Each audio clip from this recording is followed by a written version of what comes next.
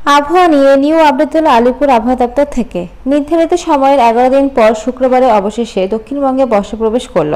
কলকাতা সহ দক্ষিণবঙ্গের বড় অংশে এই দিন মৌসুমী বায়ু ঢুকছে।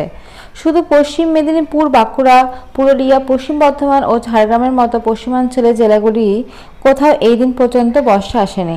বাকি সব জেলাতেই কম বেশি বর্ষাকাল শুরু হয়েছে। তবে মৌসুমী বায়ু ঢুকলেও তা আপাতত সক্রিয় অবস্থায় থাকবে না। আলিপুর আবহাওয়া দপ্তর অধিকর্তা হবি রহমান বিশ্বাস জানিয়েছে, আগামী 4-5 দিন দক্ষিণবঙ্গে ভারী বৃষ্টির সম্ভাবনা কম। উত্তরবঙ্গে বৃষ্টির মাত্রা আগামী কয়েকদিন কমবে, তারপর উত্তরবঙ্গে বৃষ্টির মাত্রা ফের বাড়তে পারে। গত বেশ কিছুদিন ধরে হিমালয় সংলগ্ন উত্তরবঙ্গের জেলাগুলিতে ভারী থেকে অতি ভারী বৃষ্টি চলছিল। এতে ওই এলাকার এবং সিকিমের জনজীবন অনেকটাই বিপর্যস্ত হয়ে পড়েছে। জুন মাসটি বর্ষার প্রথম মাস। এবার উত্তরবঙ্গে বেশিরভাগ অংশে নির্ধারিত সময়ে 6 দিন আগে 31শে মে মৌসুমী বায়ু ঢুকে যায়।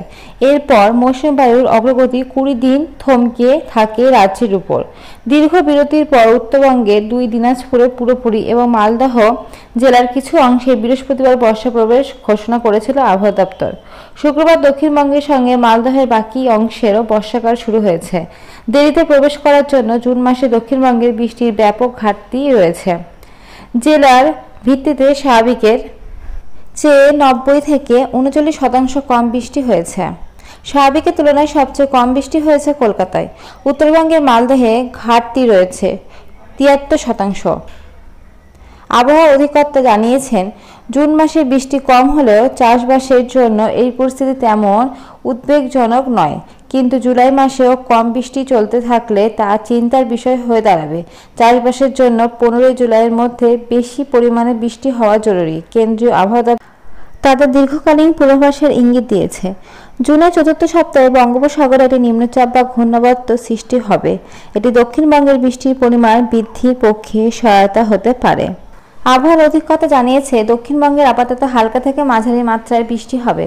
বৃহস্পতিবার থেকে দক্ষিণবঙ্গে বৃষ্টির পরিমাণ কিছুটা বেড়েছে। শনিবারের পর বৃষ্টির পরিমাণ দক্ষিণবঙ্গের ফের কমে যাবে।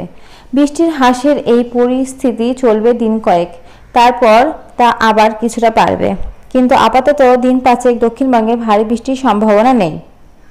কেন্দ্রীয় আবহাওয়া দপ্তর জানিয়েছে, আগামী 3-4 দিনের মধ্যেই দক্ষিণবঙ্গের বাকি অংশ ছাড়া উড়িষ্যা, ঝাড়খণ্ড ও বিহারের আর কিছু অংশে বর্ষা ঢুকবে। ইতিমধ্যে পূর্ব ভারতের ওই রাজ্যগুলির কিছু অংশে বর্ষা ঢুকে গিয়েছে। বর্ষার কিছুদিনের মধ্যে উত্তর ভারতেরও ঢুকবে বলে আবহাওয়াবিদরা আশা করছে।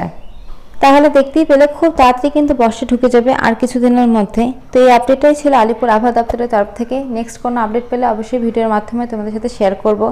আজকের মতো এইটুকুই। ভিডিওটা ভালো লাগলে অবশ্যই লাইক করো, আর এখন নতুন নতুন আপডেট পাওয়ার জন্য অবশ্যই চ্যানেলটা সাবস্ক্রাইব করে রাখো। Thank you.